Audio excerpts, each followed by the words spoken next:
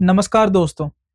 तो स्वागत है आप सबका नवग्रह एस्ट्रोलॉजी में। तो दोस्तों हम बात कर रहे थे सैटर्न इन 12 हाउसेस की, और पिछली वीडियो में हमने सीखा कि सैटर्न फर्स्ट से सिक्स्थ हाउस में क्या इफेक्ट देते हैं। तो चलिए आगे बढ़ते हैं और सीखते हैं हम सैटर्न इन सेवंथ हाउस।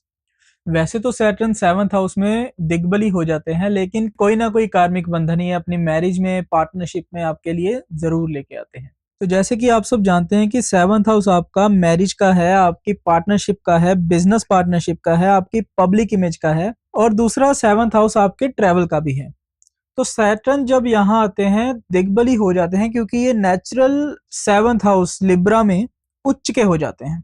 लेकिन आखिर में शनि है तो शनि ही, डिले और सफरिंग तो ये यहाँ भी लेके आते हैं। तो सैटर्न इन सेवंथ हाउस वाले लोगों के ना अक्सर मैरिज लेट होती है, या फिर इनका जो पार्टनर है वो काफी इनसे मैच्योर हो सकता है एज में, जैसे 5 से 7 साल, 8 साल, 10 साल का डिफरेंस हो। या फिर ना कई बार ऐसा होता है कि जो सेवंथ हाउस सैटर्न वाले लोग हैं ना, उनके स्पाउस को की ना एक लाइफ स्टोरी रही होती है, एक स्ट्रगल रहा होता है उनकी लाइफ में। अच्छा, सेवंथ हाउस में बैठे सैटर्न को ना मैं बहुत ही कार्मिक पोजीशन मानता हूँ, क्योंकि सेवंथ हाउस में बैठ के सैटर्न एक तो आपके नाइन्थ हाउस को दृष्ट कर रहा है, और दूसरा आपके फोर्थ हाउस को दृष्ट कर रहा है अपनी स्पेशल दृष्टि से, और ये सेवंथ दृष्टि से लगन को भी देख रहा है। तो बैठा है ये सेवंथ हाउस में, तो इसने लगन, फोर्थ हाउस, सेवंथ हाउस और नाइन्थ हाउस को कहीं ना कहीं अपनी दृष्टि से कनेक्ट कर दिया है। तो इसकी वजह से हो सकता है कि आपका बहुत ही बड़ा कोई कार्मिक बंधन हो अपनी फैमिली को लेके, अपने स्पाउस को लेके, मदर फादर को लेके। तो हो सकता है कि अर्ली एज से ही आपके ऊपर रिस्पॉन्सिबिलिटीज हो अपने मदर फादर की, अपने फैमिली बिजनेस की, और अपने स्पाउस की भी। तो अगर वर्क रिलेटेड चीजों के लिए देखें तो सैटर्न सेवंथ हाउस में बैठ के आपको बहुत ही अच्छा एक बिजनेस सेंस दे सकता है, आपको बिजनेसमैन बना सकता है। ये आप सेवंथ हाउस में बैठा फोर्थ हाउस को दृष्ट कर रहा है, तो कहीं ना कहीं अगर ये सन के साथ कोई कनेक्शन बना रहा है तो ये आपको बहुत ही अच्छा पॉलिटिकल करियर दे सकता है। अगर ये यहीं पे बैठा मंगल के साथ कोई कनेक्शन बना रहा है तो हो सकता है कि आप कंस्ट्रक्शन बिजनेस में या प्रॉपर्टी के बिजनेस में हो। तो सेवंथ हाउस आपका ट्रेवल का भी होता है, और सेवंथ हाउस में बैठा सैटर्न नाइन्थ हाउस को एस्पेक्ट भी कर रहा है, तो नाइन्थ हाउस भी ट्रेवल का माना जाता है। 3, 7 और 9 तीनों हाउस ट्रेवल के माने जाते हैं। तो अगर सेवंथ हाउस में बैठा सैटर्न नाइन्थ को एस्पेक्ट कर रहा है, और कहीं ना कहीं ये चंद्रमा से कनेक्शन बना ले और वीनस से कनेक्शन बना ले, तो हो सकता है कि आपका टूर्स एंड ट्रेवल का कोई बिजनेस हो। और अगर यही सैटर्न एफ्लिक्शन में हो, राहु केतु से पीड़ित हो, या फिर रेट्रो हो जाए, तो अपने कारक तत्वों में काफी ट्रबल भी दे सकता है, जैसे मैरिज या बिजनेस हो गया। तो चलिए आगे बढ़ते हैं अब हम एट्थ हाउस में। तो एट्थ हाउस में बैठ के सैटर्न ना आपको किसी माइनिंग या ऑयल इंडस्ट्री में काम करने वाला बना सकता है, क्योंकि एट्थ हाउस ना डीप रूटेड चीजों का है, जैसे कि ऑयल, मिनरल्स, या वो चीजें जो जमीन को खोद के मिलती हैं। एट्थ हाउस ना आपका रिसर्च का भी है, आपका अकल्ट का भी है, तो सैटर्न यहाँ पे बैठ के आपको अकल्ट साइंस की भी अच्छी नॉलेज दे सकता है। सो एट्थ हाउस में बैठा सैटर्न आपके टेंथ हाउस और फिफ्थ हाउस को देख रहा है। तो हो सकता है कि जिस भी चीज की आपने स्टडी की है और जो आप काम कर रहे हैं, वो दोनों बहुत ही अलग हो सकते हैं एक दूसरे से। अगर यहीं पे सैटर्न ये अफ्लिक्शन में चला जाता है, तो हो सकता है कि आपको बार बार अपनी स्टडी का फील्ड चेंज करना पड़ा हो, या फिर आपको आपके वर्क का फील्ड चेंज करना पड़ा हो। पहले आप माइनिंग में थे, फिर आप मैकेनिकल में चले गए, कुछ इस तरह से। खास करके कैप्रिकॉर्न असेंडेंट वालों के लिए यहाँ पे शनि बहुत ही अच्छा रिजल्ट देता है, क्योंकि एक तो वो उच्च का हो जाता है, और कैप्रिकॉर्न ना कर्म की राशि है, और ऐसे लोगों का बहुत ही कर्म लिखा होता है। तो हो सकता है कि ये मल्टीपल जॉब्स करें, मल्टीपल स्टडी करें, अपनी जॉब चेंज भी करते हैं, लेकिन जब भी ये चेंज करते हैं इनका उद्धार ही होता है, जैसे पिछली जॉब से बेटर ही नहीं मिलती है। तो चलिए आगे बढ़ते हैं हम सैटर्न इन नाइन्थ हाउस। तो सैटर्न इन नाइन्थ हाउस ना बहुत ही अच्छी पोजीशन बन जाती है, खासकर एक्वेरियस असेंडेंट्स के लिए, क्योंकि एक्वेरियस असेंडेंट के लिए सैटर्न नाइन्थ हाउस में उच्च के हो जाते हैं, और ये आपके 11th हाउस को भी एस्पेक्ट करते हैं, जो कि आपका गेन्स का हाउस है। और यहाँ पे सैटर्न नोट करने की बात यह है कि एक्वेरियस असेंडेंट में सैटर्न आपके लग्नेश हैं, जो नाइन्थ हाउस में बैठ के आपके 11th हाउस को सिक्स्थ हाउस से कनेक्ट करते हैं अपनी स्पेशल दृष्टियों से। और यहाँ पे बैठा सैटर्न आपको सबसे अच्छा रिजल्ट तब देता है जब ये जुपिटर या वीनस के साथ एस्पेक्ट में आ जाए। नाइन्थ हाउस सैटर्न वाले नेटिव्स को थोड़ी इनिशियल स्टेज में दिक्कत आ सकती है अपने फादर के साथ बॉन्डिंग में। हो सकता है ये अपने फादर को अंडरस्टैंड ना करें या इनके फादर इनको अंडरस्टैंड ना करें, लेकिन जैसे ही ये 30-35 के आसपास की एज में जाते हैं, इनका इनके फादर के साथ अच्छी बॉन्डिंग भी बनती है और फादर से सपोर्ट भी मिलती है। और यहीं पे बैठा अगर सैटर्न आपके राहु या फिर 12th लॉर्ड के साथ कोई भी कंजंक्शन बनाए या फिर म्यूचुअल एस्पेक्ट में आ जाए, तो यही सैटर्न नेटिव को फॉरेन में काम करने वाला बना सकता है, फॉरेन ट्रेवल दे सकता है। और यही सैटर्न अगर राहु केतु सन के साथ अफ्लिक्शन में हो जाए तो नेटिव को अक्सर गुरु ढूंढने में दिक्कत आती है, उन्हें कोई गुरु नहीं मिलता अपनी लाइफ में, कोई अच्छा टीचर नहीं मिलता। और अगर चार्ट में बहुत ही ज्यादा अफ्लिक्शन है सैटर्न के ऊपर और गुरु भी नीच के हो गए या गुरु बहुत ज्यादा अफ्लिक्ट हो गए, तो देखा गया है कि ऐसे लोग कई बार अपना धर्म भी चेंज कर लेते हैं। तो चलिए आगे बढ़ते हैं अब हम 10th हाउस में।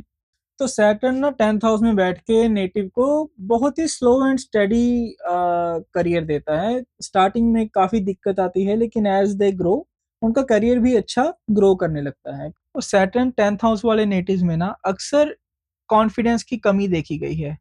आफ्टर एज ऑफ 35 इनकी लीडरशिप क्वालिटीज थोड़ी इनमें बढ़ने लगती हैं, लेकिन उससे पहले ये थोड़ा सा शाई और रिजर्व रहना पसंद करते हैं। 10th हाउस में बैठ के सैटर्न ना आपको दिक्कत दे सकता है आपके सुपीरियर से, आपके वर्क प्लेस के अंदर। और इसी वजह से हो सकता है कि आपको बहुत ही बर्डन फील हो जहां भी आप काम करते हैं, आपके बॉसेस की तरफ से जो प्रेशर आ रहा है उसे आप हैंडल ना कर पाए। लेकिन धीरे धीरे जैसे आप हार्ड वर्किंग बनते रहेंगे, अपने काम पे टाइम से शो अप करते रहेंगे, सैटर्न आपको रिवॉर्ड जरूर देगा। लेकिन बहुत ही इंपॉर्टेंट हो जाता है ऐसे नेटिव्स के लिए अपने काम में ईमानदारी रखना, अपने काम में डिसिप्लिन रखना और काम अपना टाइम टू टाइम पूरा करना। और यही सैटर्न अगर केतु के साथ पीड़ित हो जाए तो ये आपको मल्टीपल प्रोफेशंस भी दे सकता है, आपके प्रोफेशन में ब्रेक भी दे सकता है। यही सैटर्न अगर आपके 4th और 5th लॉर्ड के साथ कोई कनेक्शन बनाए तो आप गवर्नमेंट में भी काम करने वाले हो सकते हैं। वैसे सैटर्न 10th हाउस वाले लोगों को अक्सर मैंने मैनेजमेंट या प्लानिंग फील्ड में काम करते हुए पाया है। सैटर्न 10th हाउस वाले अपने काम को लेके ज्यादा सीरियस हो जाते हैं कई बार, तो इसी बीच में कई बार फैमिली लाइफ सफर हो सकती है। तो इस चीज का बैलेंस बनाना बहुत ही ज्यादा जरूरी है, क्योंकि यहाँ पे बैठा सैटर्न आपके 7th हाउस को भी देख रहा है। तो इसलिए काम की वजह से, काम में रहने की वजह से कई बार मैरिज में डिलेज देखी जाती हैं। 9th और 10th हाउस में सैटर्न वाले नेटिव्स के लिए ना मेरी एक सलाह ये है कि आप ना अपनी लाइफ में एक मेंटर ढूंढें।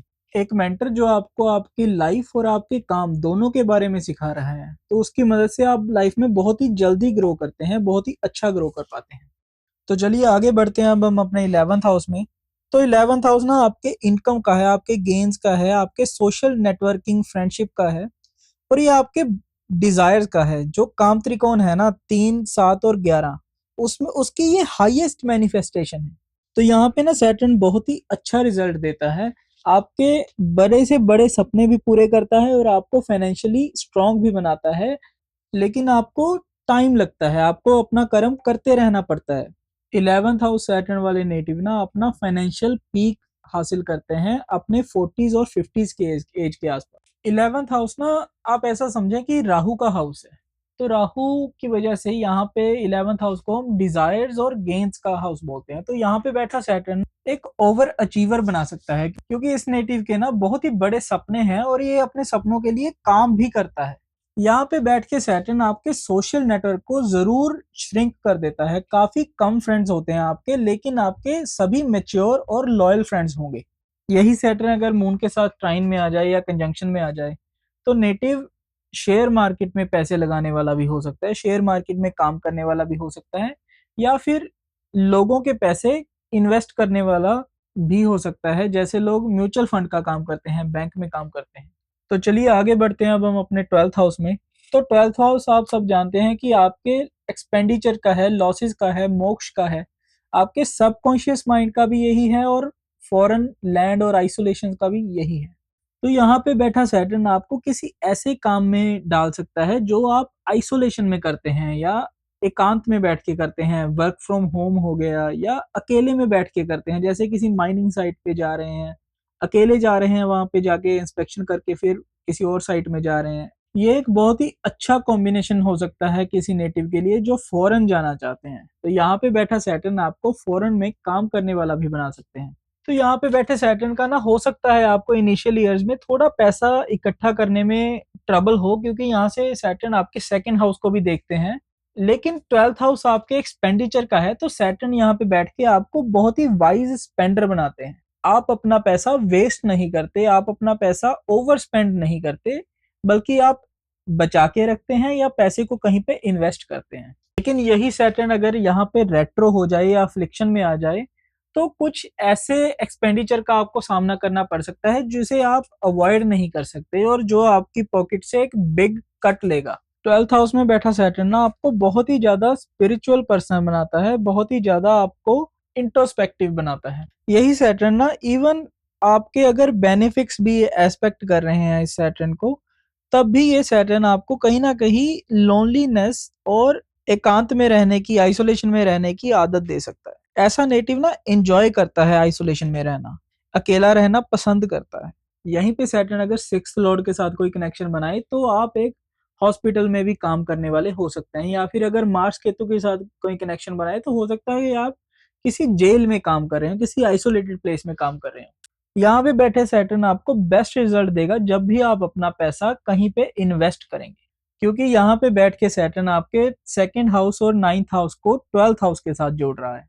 या फिर अगर यही सैटर्न आपके 8th हाउस के साथ कोई कनेक्शन बना ले और लग्नेश के साथ भी कोई कनेक्शन बना ले, तो ये आपको मेडिटेशन का, कल्ट साइंस का बहुत ही अच्छा ज्ञान दे सकता है। चलिए दोस्तों, इसी के साथ हमारा कंक्लूड होता है सैटर्न इन 12 हाउसेस। तो मैं आशा करता हूँ कि आपको कुछ सीखने को मिला होगा अपने सैटर्न के बारे में, कुछ जानने को मिला होगा अपने चार्ट के बारे में।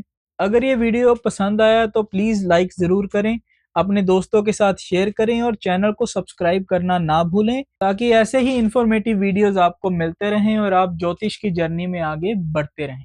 प्रणाम।